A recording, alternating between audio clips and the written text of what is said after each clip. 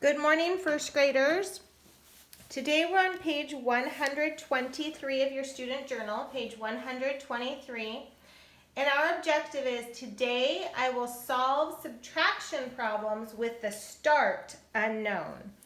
Okay, so let's look at our example here. It says take from start unknown word problems.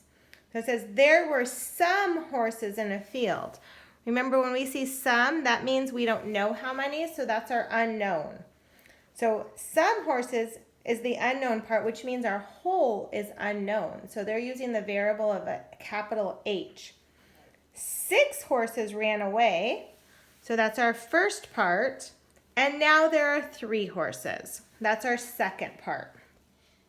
How many horses were in the field to begin with? So how many was the whole? So this time our number bond, instead of a part missing, we're missing our whole in our number bond. So we can still set up our formula, or our equation the same. We can say whole minus one part equals the other part. But an easier way to do this is we also know that if we add the 2 parts together, we should get the whole. So here they said 6 plus 3. If I add 6 plus 3, I should get my whole. So I could say 6, 7, 8, 9. And that's how they got the whole, is because they used this count on to get the whole. Okay, so let's see what some of these look like. I'm going to get started on my first one.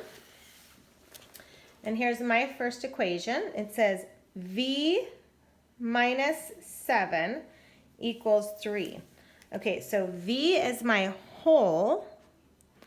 Take away one part equals the other part.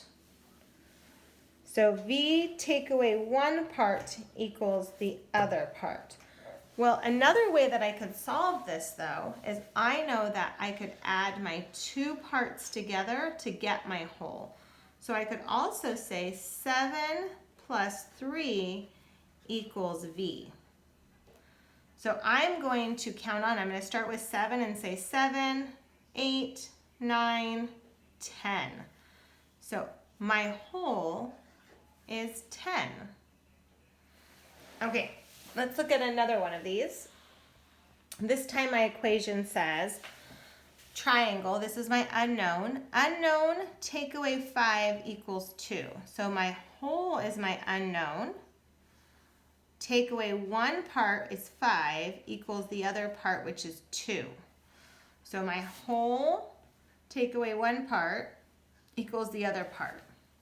Okay, so I could also say instead that I know that part plus part equals whole. So I could set this up as a 5 plus 2 equals my unknown. So I'm going to use my count on strategy and say I have 5, 6, 7. So my unknown must be 7. Okay, let's do some of these together. We're on page 124. On page 124, and here's our first one. It says unknown, take away 2 equals 4. So my unknown is my whole, because it's whole, take away one part equals the other part. So that's how I can write this, is whole, take away one part equals the other part. Okay, but we also know we could add our 2 parts together. So we could say 2 plus 4 equals our whole. So part plus part equals whole. So let's do our count on them. We have 2, 3, 4, 5, 6. So our whole equals 6. I'm going to give you a moment, boys and girls, to kind of look at that and catch up with that. Is that we know that our 2 parts has to always equal our whole. Okay, let's look at another one together. Okay, ready? Okay, our equation is W, or unknown, take away 4 equals 8. So we start with our whole, and our wholes are unknown. So we're going to put a W there.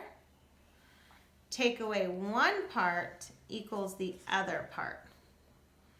So that's how we set it up. Whole, take away one part equals the other part. Okay, but we're going to solve this using addition, because we know that part plus part equals whole. So we could say 4 plus 8 also has to equal the whole or the unknown. Okay, I would probably use my count on strategy, but when you count on, sometimes it's easier to start with the larger number. So you don't always have to start with this one. You could start with the larger. So I might say I have 8, 9, 10, 11, and 12.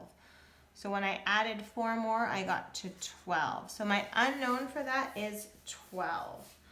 Okay, boys and girls, I will see you tomorrow. Have a great day. Bye.